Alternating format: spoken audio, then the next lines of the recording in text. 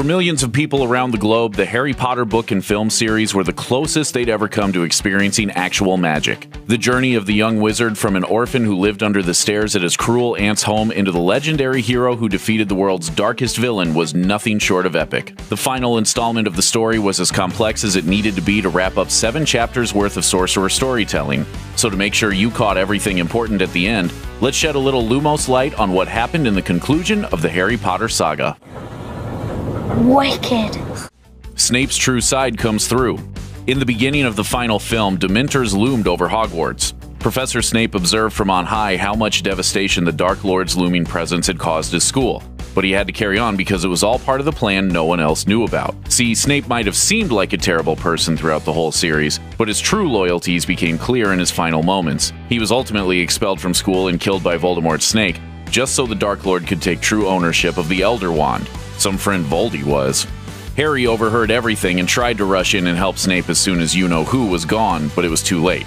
Instead, Snape used his last moments to give his least favorite student a teardrop full of memories. In them, Harry discovered the gut-wrenching backstory of Snape's unrequited love for Harry's mother, Lily. After all this time, always.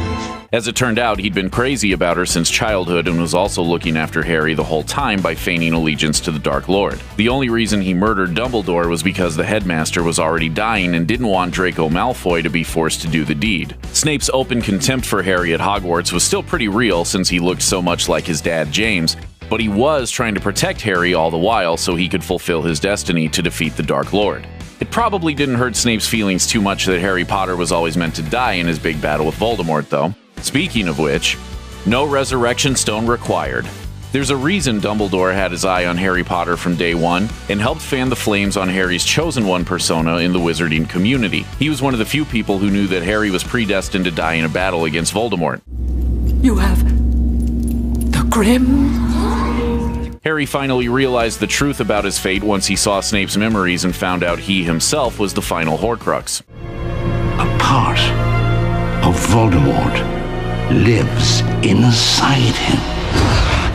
After Helga Hufflepuff's cup was destroyed and the diadem of Rowena Ravenclaw was done for, Harry left Hermione and Ron to deal with the snake while he set off on what he knew was a suicide mission to face Voldemort in the Forbidden Forest. So when the time comes,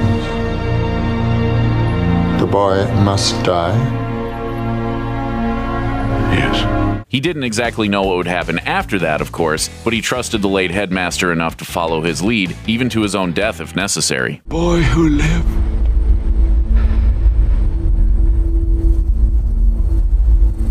Come to die. Upon going gently into that good night, Harry awakened in what appeared to be a milky white vision of King's Cross Station, where he'd hopped onto platform 9 3/4 so many times before. Dumbledore awaited him with the news that he'd successfully killed off the part of Voldemort that remained inside of him in the process of dying. So Harry had a choice to board a train back to the realm of the living, or to just move on. To where, he didn't say. Harry, knowing his battle wasn't done, opted for the former. He left behind the scaly, tiny version of Voldemort that had infected his mind for so long, and used his perceived death to gain an advantage. Hagrid carried him back to the school just as an unknowing Voldemort started bragging about his conquest to garner new recruits, and got an unexpected surprise. The Elder Wand was his all along. No matter how many Horcruxes Harry and his friends successfully destroyed, Voldemort was still a more powerful wizard than all of them. So when Harry arose from the dead to pick a final fight with the Dark Lord, he was very quickly overtaken by you-know-who. But Voldemort still couldn't kill him with the wand again, even after he'd taken ownership from Snape.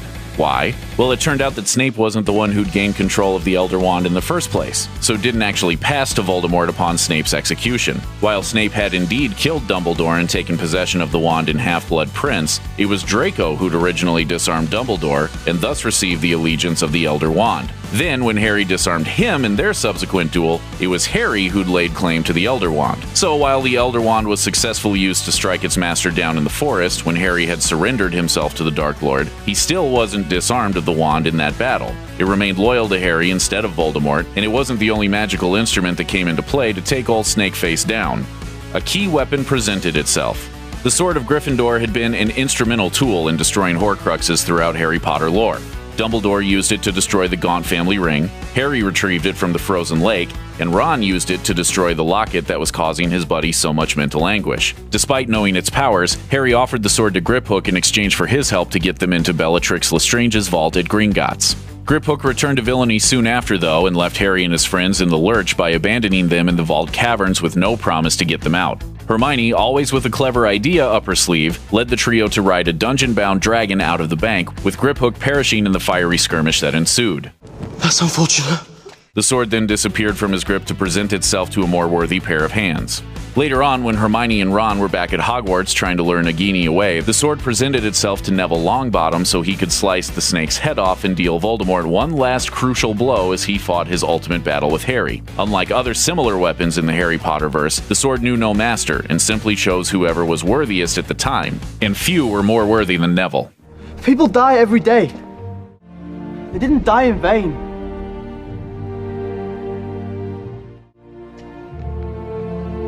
But you will. After that, the Elder Wand returned to Harry and left Voldemort falling to pieces. Literally.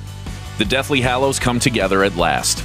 There was an interesting Easter egg contained in Harry's first shot of the last film. As he mourned Dobby's beachfront grave, he looked in a triangular fragment of a mirror the elf had possessed. Thanks to the circular nature of his glasses, it created the symbol of the Deathly Hallows, and the reflection is a wink to how all three elements would eventually be his. As explained in The Tale of the Three Brothers in the second-to-last movie, the Deathly Hallows consisted of the Elder Wand, the Cloak of Invisibility, and the Resurrection Stone. When combined, they gave a wizard untold power, the ability to disappear from death's purview, and a means to bring back lost souls. Voldemort got his hands on one, the Elder Wand, while Harry had been casually given the cloak in his earliest days at Hogwarts, not knowing its strength. He eventually recovered the stone, too, after kissing his snitch goodbye with the intention of sacrificing himself. Unlike Voldemort, however, Harry didn't aim to use these items for world domination once he came into possession of all three. Instead, he snapped the Elder Wand in half and dropped the Resurrection Stone in the Forbidden Forest to be trampled into the dirt by a centaur. He did keep the cloak for himself because it had once belonged to his late father, and who'd give up an invisibility cloak? He'd later pass the cloak down to his own son, James Sirius Potter, and James's younger brother, Albus Severus, would later swipe it in the events of the Cursed Child. Speaking of which, the next generation.